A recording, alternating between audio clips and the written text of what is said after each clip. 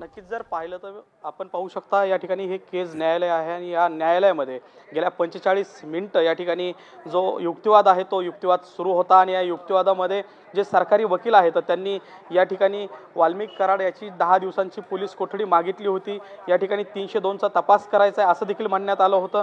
त्याचबरोबर voice call जे आहेत व्हॉइस सॅम्पल जे घेतलेले आहेत त्याची देखील तपासणी करायची आहे असं बोललं होतं। त्याचबरोबर देशाबाहेर आणि देशामध्ये कुठं मालमत्ता जमवली आहे का याचा देखील तपास करायचा आहे असं सरकारी वकील म्हटले होते। ॲट्रॉसिटी ॲक्टच्या गुन्ह्याचा देखील तपास करायचा आहे आणि याच्यामुळं 10 दिवसांची पोलीस कोठडी देण्यात यावी अशी मागणी सरकारी वकील यांनी केली होती। त्यांनी तो युक्तिवाद केला होता, मात्र हा युक्तिवाद सर्व फेटाळला। आरोपीचे जे वकील आहेत त्यांनी हा सर्व युक्तिवाद फेटाळला आणि जी याच्या अगोदर 14 दिवसाची न्यायालयीन कोठडी पोलीस कोठडी दिली होती त्यामध्ये तुम्ही काय केलं असा सवाल त्यांनी यावेळी उपस्थित केला।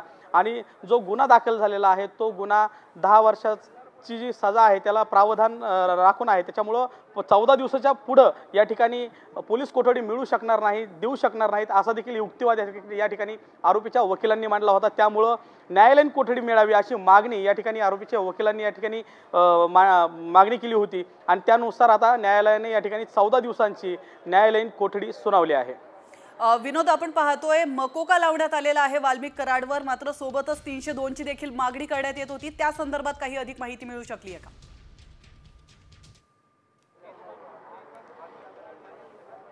नक्कीच जर पाहिलं तर सध्याला जी अधिकृत माहिती आलेली आहे ती 14 दिवसाची न्यायालयीन कोठडीची आलेली आहे। जो मकोका लावण्यात आला आहे प्राथमिक माहितीवरून वाल्मिक कराडवर मकोका लावण्यात आल्याची माहिती आलेली आहे, मात्र अधिकृतपणे कोणताही दुजोरा याला मिळालेला नाही, अधिकृतपणे ही माहिती समोर आलेली नाही।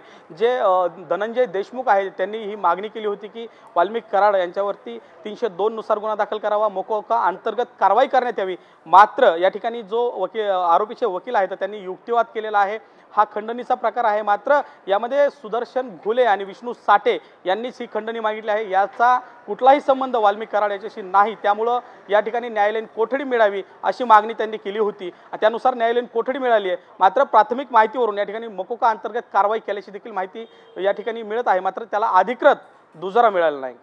नक्कीच विनोद, आपण पाहतोय जसं की तुम्ही देखील सांगितलं की कराडचे माफ करा सरकारी वकील आहेत त्यांनी पुन्हा एकदा पोलीस कोठडीची मागणी केली होती पुढील तपासासाठी। तर सरकारी वकिलांशी काही बोलणं होऊ शकलेलं आहे का? पुढील तपास आता त्यांच्याकडून कसा केला जाणार आहे, कारण न्यायालयीन कोठडी त्याला मिळाली आहे?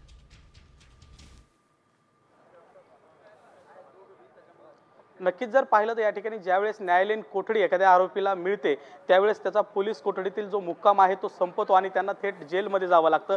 यामुळे जो तपास आहे तो तपास होऊ शकणार नाही, कारण की ज्यावेळेस न्यायालयीन कोठडी मिळते त्यावेळेस जेलमध्ये त्यांची रवानगी केली जाते।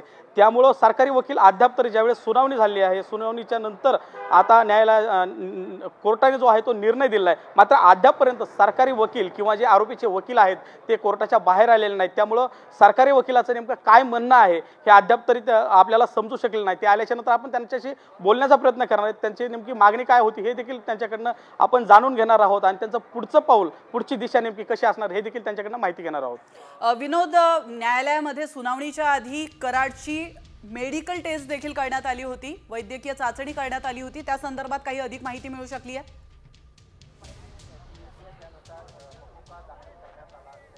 नक्कीच वाल्मिक कराडला बीड शहरातील बीड शहर पोलीस ठाण्यामध्ये ठेवण्यात आलं होतं। सकाळी ज्यावेळेस केजला आणण्यात येणार होतं त्यापूर्वीच बीडच्या शासकीय रुग्णालयातील जे डॉक्टर आणि कर्मचारी होते ते त्या ठिकाणी आले होते। त्यांची BP असेल, शुगर असेल, त्याचबरोबर इतर जी वैद्यकीय तपासणी होती ती करण्यात आली होती। ते त्या ठिकाणी कोणताही त्या ठिकाणी त्यांना जाणवलं नाही, त्यामुळे त्यांना केज न्यायालयामध्ये या ठिकाणी आणण्यात आलं होतं थेट। आणि या ठिकाणी आता सध्याला देखील वाल्मिक कराड हे केज न्यायालयात हजर करण्यात आलेलं आहे। विनोद, ही न्यायालयीन कोठडी नेमकी कधीपर्यंत असणार आहे त्या संदर्भात काही माहिती मिळू शकली आहे का?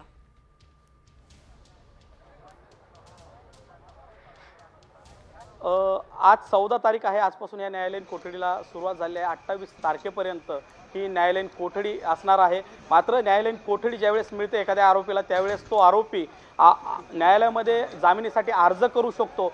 त्यामुळं जे वाल्मिक कराड आहे हे याचे वकील देखील या ठिकाणी जामिनीसाठी अर्ज करू शकतात असं देखील बोललं जात आहे आणि ते काही वेळात अर्ज करतील असं देखील सांगितलं जात आहे। विनोद, आपण पाहिलं खरं तर हे सगळं प्रकरण गेल्या 1.5 महिन्यांपासून सुरू आहे आणि देशमुख हत्या प्रकरणाचा मात्र या प्रकरणामध्ये काही उल्लेख करण्यात येत नाहीये। चार्जशीट वर देखील आपण पाहिलं तर देशमुख हत्या प्रकरणाचा उल्लेख नाहीये। तर न्यायालयामध्ये आज युक्तिवादादरम्यान सरकारी वकिलाकडून काही याबाबत उल्लेख करण्यात आला होता का?